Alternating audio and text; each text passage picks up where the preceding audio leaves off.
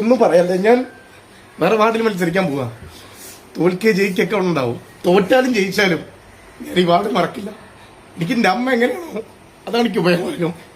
ഞാൻ CPM ആണെങ്കിലും BJP ആണെങ്കിലും ഒക്കെ ഒപ്പം ഉണ്ടായിട്ടുണ്ട്. എനിക്ക് മെസ്സേജ് അയക്കും, എന്നെ വിളിക്കും.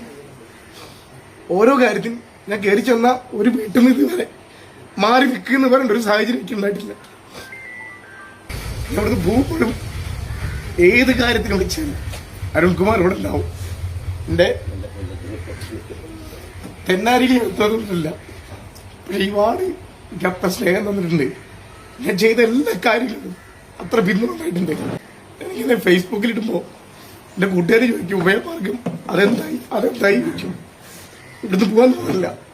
ഞാനൊരു സ്വീകരണത്തിന് ഞാൻ അത് ആഗ്രഹിച്ചതല്ല. എനിക്ക് അങ്ങനെ പോകണമെന്ന് കരുതിയാണ് പെട്ടെന്ന് വിളിച്ചിട്ട് ഈ പരിപാടി പറഞ്ഞത്. ഇതിലിരിക്കുന്നവരൊക്കെ പല കാര്യമാണ്, പല രാഷ്ട്രീയക്കാരുണ്ടാവും. എനിക്ക് ഉറപ്പ് ഇതിന് മുമ്പിലിരിക്കുന്നവരെല്ലാവരും ഞാൻ ഉദ്ദേശിക്കുന്ന രാഷ്ട്രീയക്കാരാവില്ല. പക്ഷെ അവരുടെയൊക്കെ പിന്തുണ എനിക്കുണ്ട്. ആത്മാർത്ഥമായിട്ട് ഇവിടുന്ന് പോവല്ല വേറെ വാടിക്ക് മത്സരിക്കാൻ പോവാ.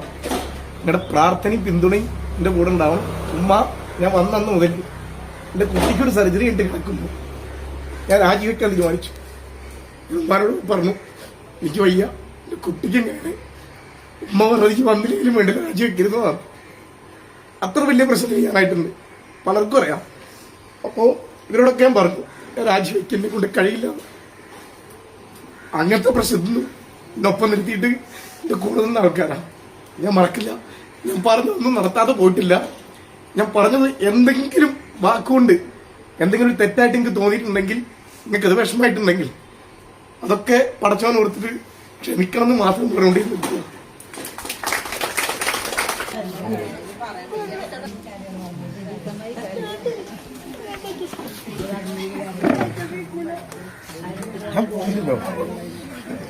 ഞാൻ വരി ഈ സ്ഥാനാർത്ഥിയായിട്ട് വരണ്ട, അതിലും വലിയ ആളായിട്ടും ആവും.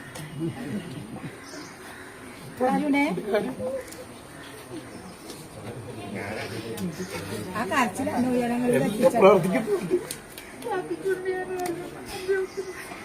ഞാൻ ഇവിടുത്തെ